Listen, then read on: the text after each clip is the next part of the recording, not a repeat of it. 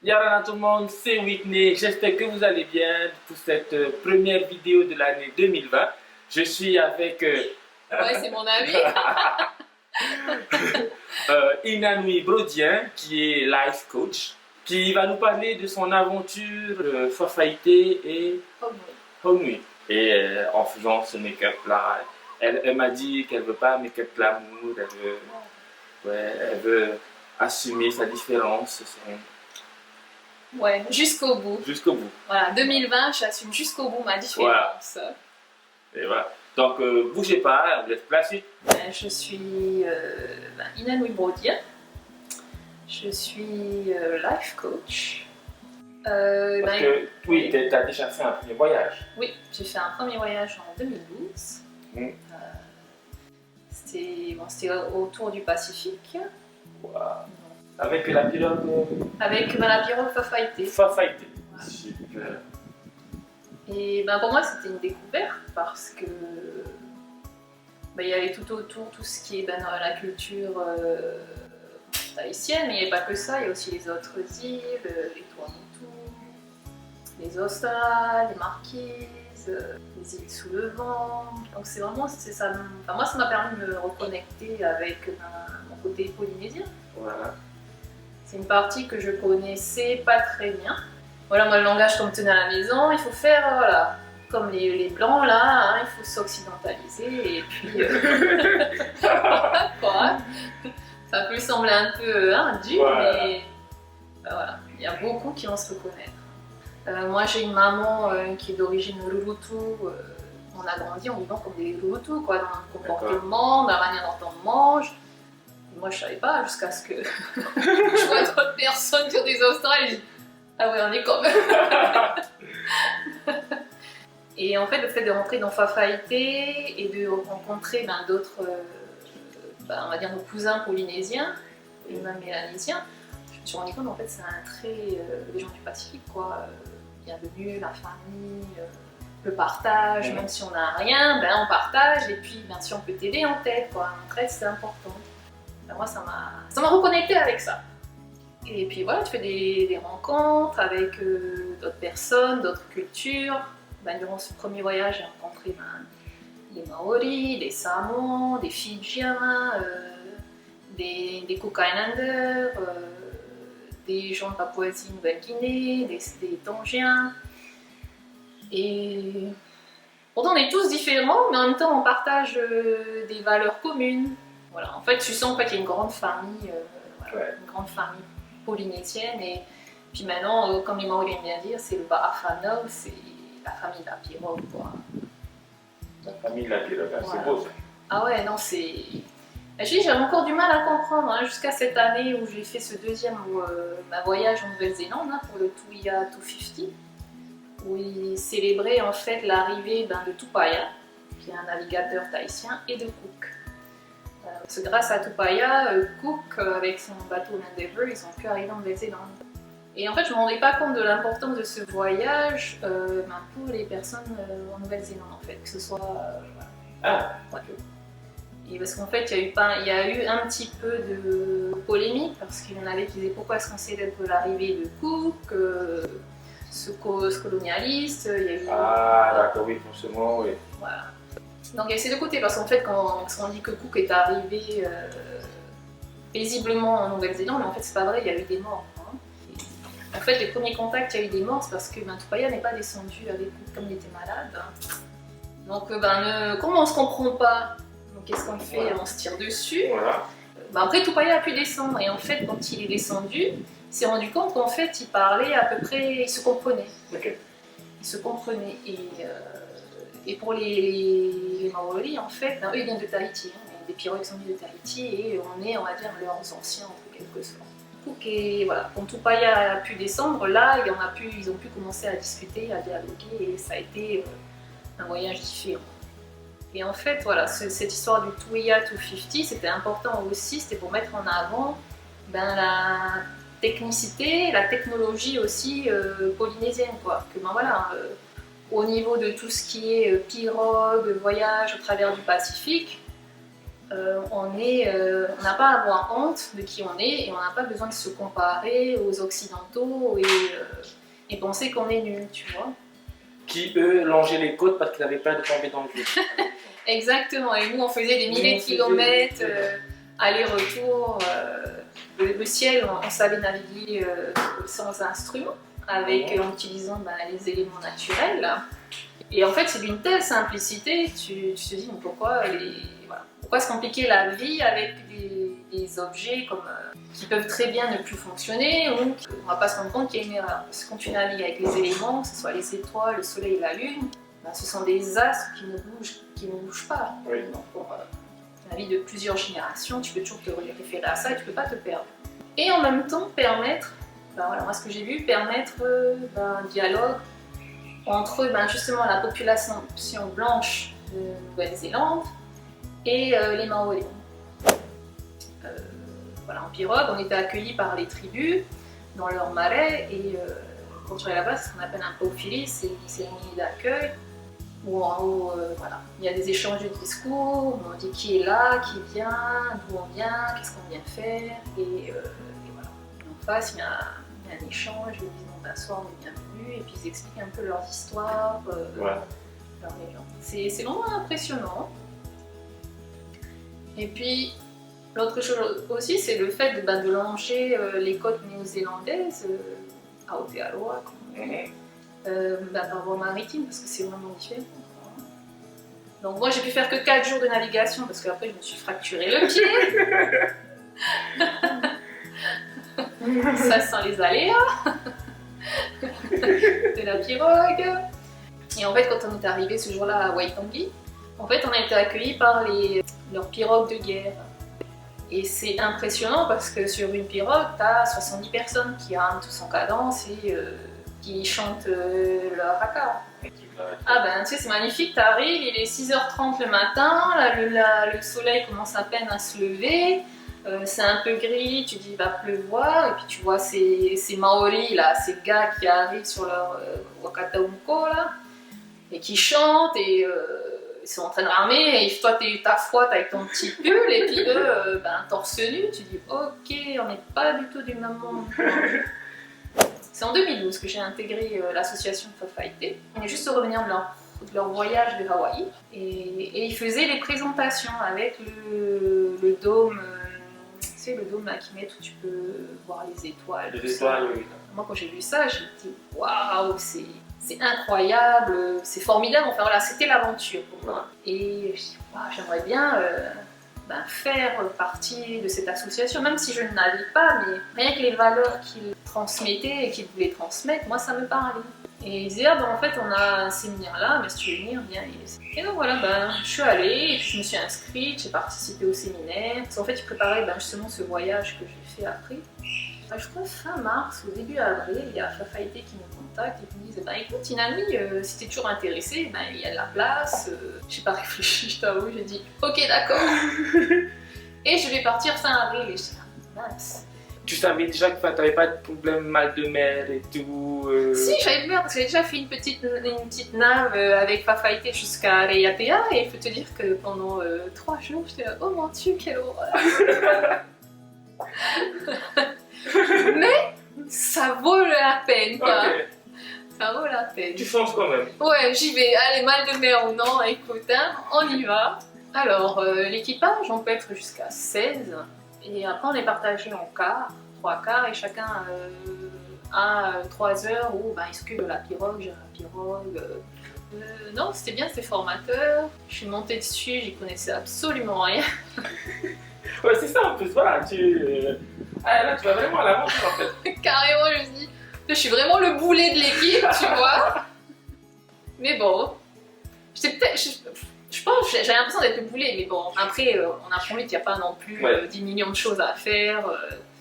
Puis après, tout s'apprend, quoi. Par contre, le truc comique, c'est qu'il fallait batailler avec les gars qui étaient dans le même quart, parce qu'ils veulent toujours tout faire, et tu dis mais non mais c'est bon, parce que je suis une fille que je peux pas le faire. Voilà, tu sais, c'est pas parce que tu es un gars sur une pirogue, en fait, les femmes aussi ont aussi leur place, et on n'a pas besoin d'être fort forcément, tu vois. Ah d'accord, ok. On n'a pas besoin d'être costaud forcément, Après, quand t'es une femme, en général, tu travailles d'une manière différente qu'un homme. Parce que les hommes sont beaucoup plus forts physiquement, donc ils peuvent faire des choses. Mais moi, je avec l'autre copine, on était dans le même cas, hein, on a l'impression d'être deux boulets. Mais comme on était, on va dire, faibles, on va dire physiquement, au tout début du voyage, je précise. Mais voilà, après, c'est notre manière de travailler, quoi. Hein. Ok.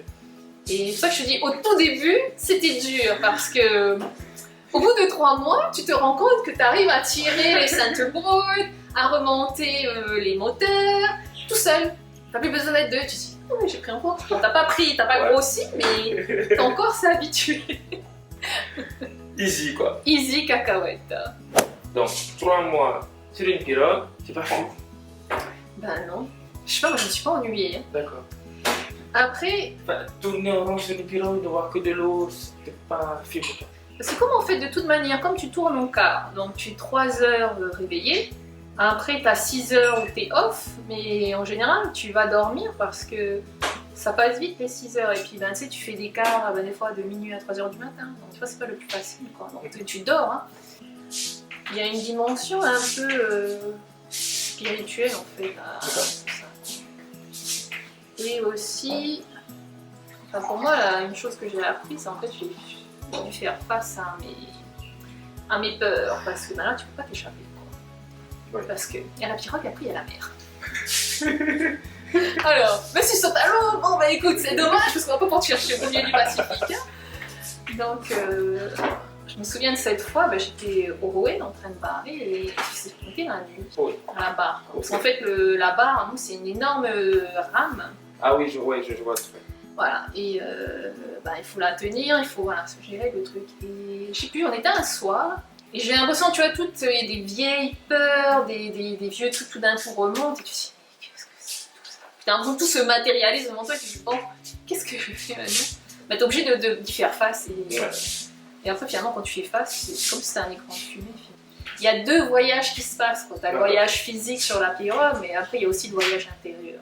C'est pour ça que je te dis, en fait, non, enfin, moi, je me suis jamais ennuyée. Parce que sinon, bah, t'es assis, tu contemples la beauté du monde, le coucher de soleil, le lever de soleil, les constellations qui passent, voilà. Ah oui, donc du coup, là, vous apprenez, donc... Oui, voilà, ceux qui savent un peu, ils connaissent mieux, qui connaissent le ciel, bon, Ouais. ils t'expliquent un peu, hein, voilà. Mais voilà, il y a tout ce partage aussi du savoir, quoi, hein, ancestral, et bien sûr, on joue du ukulélé, de la guitare, on chante. D'ailleurs, c'est là que j'ai appris à jouer du ukulélé. D'accord. Et ben écoute, quand il pleut, ben t'es content d'avoir un imperméable. Mais en général, la pluie, si ton cas dure 3 heures, on va dire la pluie en général, elle peut durer 6 heures, peut-être une journée, mais c'est jamais très très fort, tu vois. Ou si c'est fort, ça dure un moment et puis ça s'arrête. Ouais, il y a eu des tempêtes, mais non, c'est pas que des tempêtes en général, comme il y a les messages météo aussi. D'accord. Donc le capitaine, le skipper. En fait, il y avait une dépression à côté de Niue, donc on a dû faire un détour. Et en fait, c'était génial parce qu'en fait, les vents étaient forts, donc on avançait super vite, tu vois. C'était agréable, quoi. On a même fait surfer la pirogue. Pendant un petit moment, après le capitaine est sorti, il dit arrêtez, vous allez casser la pirogue. On dit ok, d'accord. C'est vrai que tu dis les va à Tipel, voilà, tu peux surfer avec, quoi. En fait, voilà. Tu vois, nos ancêtres qui ont fait ces pirogues-là, ils connaissaient leur affaire, quoi. Surtout qu'en plus, c'est des pirogues qui sont taillées pour faire de la vitesse, quoi. Tu vois, moi, quand j'étais en Nouvelle-Zélande, en 2019, il y avait un réplica du bateau l'Endeavour de Cook. Ouais. Et ce bateau, c'est une grosse baignoire, c'est pas effilé, c'est pas un bateau qui peut aller vite, tu vois. D'accord. C'est un bateau qui va à 4 nœuds, et puis t'as le mal de mer dedans, parce que ça fait Alors que nous, nos Vaha, ça file sur l'eau et t'es un peu moins malade. Parce que je t'avoue, même quand je suis montée sur une dévo pour visiter, je savais pas. Et là, quand j'étais sur Haunui, c'était le capitaine qui faisait à manger. Donc c'était bien, quoi. Nous, on était le quart, mais on faisait même pas manger, c'était le capitaine. J'ai bien aimé. On était 3 Tahitiennes à un moment donné dessus. C'était bien. D'ailleurs, j'ai dit coucou Tiffany, ma super watch captain. Et Tepoé.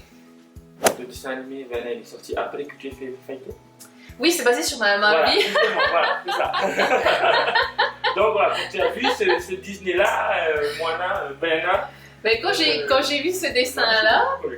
enfin, moi et toutes les autres filles hein, qui avions navigué, hein, parce qu'on était je sais pas combien de filles, surtout en 2012, et j'ai dit, ben voilà, Maintenant, côté hygiène. il y a une technique. Alors déjà, c'est bien de se baigner à l'eau de mer, parce qu'en fait, sur une pirogue, t'es jamais malade. Tu vois, même si t'arrives avec la grippe, tu tousses, machin, D'accord. je sais pas, l'air marin, c'est tellement simple, en fait, bah, tu guéris rapidement. Bon, une chose, quand tu te baignes à la mer, tu ne te laves pas les cheveux. Tu ne laves pas les cheveux. Non, parce que sinon, c'est... Oui, d'accord. tu peux plus brosser, c'est mort, jusqu'à ce que tu arrives à l'eau douce, quoi. Hein. En fait, ben, tu te laves à l'eau de mer, hein, tu te frottes avec une éponge, hein. D'accord. Et en fait, dès que tu as fini, tu t'essuies, faut t'essuyer, et après tu te passes du Moneuil sur le corps. Et tu t'essuies encore. Et là, t'as pas ce problème, tu sais, quand tu reviens de la mer, quand tu vas à la plage, Oui. tu sais, ça sèche, Oui, voilà. et t'as les cristaux de sel sur la peau. Non, quand tu fais ça, Ok. t'es nickel. Après, ce qui était amusant, c'est qu'il y avait aussi un rituel avant qu'on arrive sur Terre, c'était le spa, ce qu'on appelle le spa de la pirogue, qui ouvrait. On va à l'avant de la pirogue, il y a un filet, et tu prends un seau, prends de l'eau, et là, les filles allaient se laver là, et puis c'était moment d'épilation, pince épilée, chauffer les sourcils. Même certains gars qui venaient autant, il faut que je coupe ma barbe un peu. Faut être présentable. Voilà, quand même, pas non plus déconner. Hein.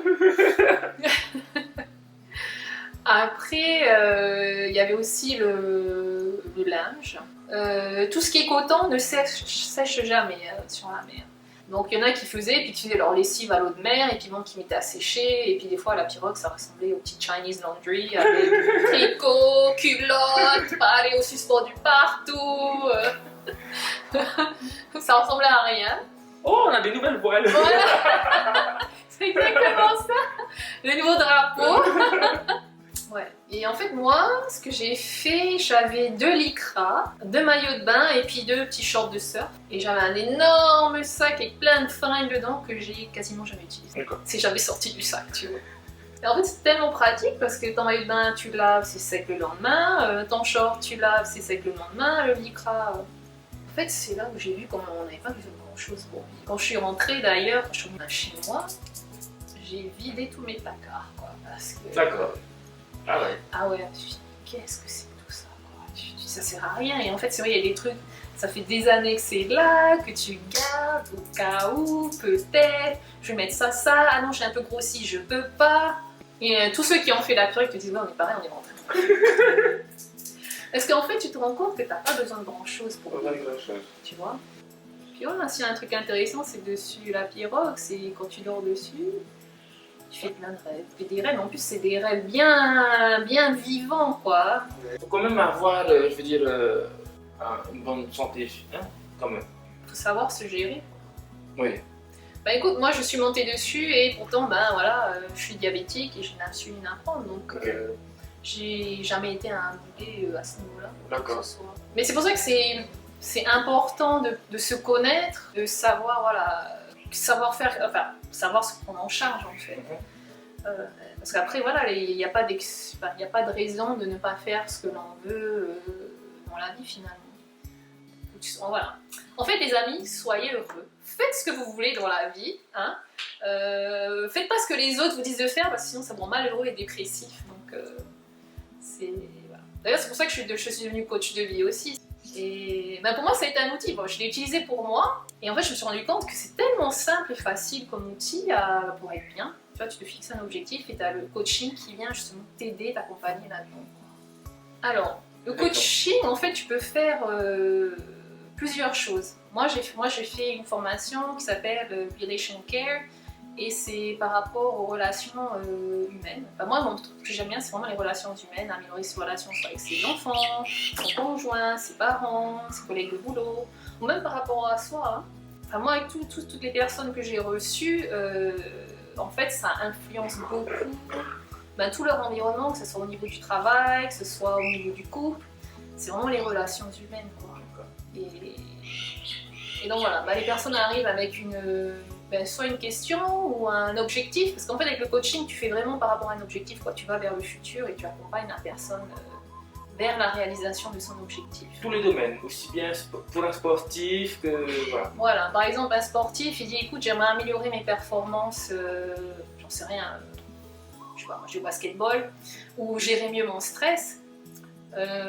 Voilà, on va essayer d'affiner, parce que j'écoute, moi je suis pas coach sportif, donc je peux pas t'aider au niveau de tout ce qui est technique Voilà. sportive, mais après tout ce qui est à l'intérieur, le côté émotionnel, D'accord. Voilà. voilà.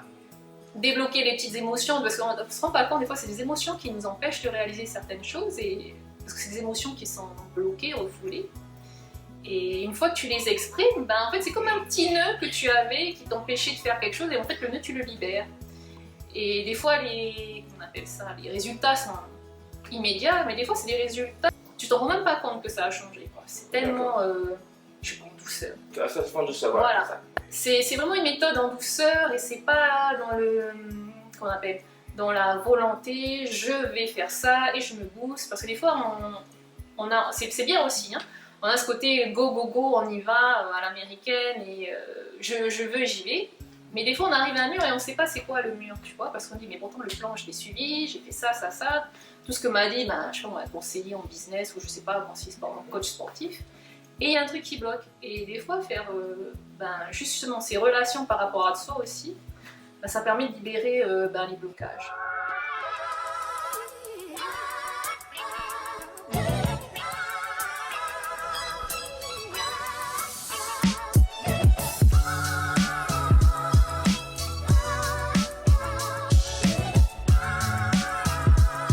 Ça y est les amis, cette vidéo elle est terminée, j'espère qu'elle vous a plu.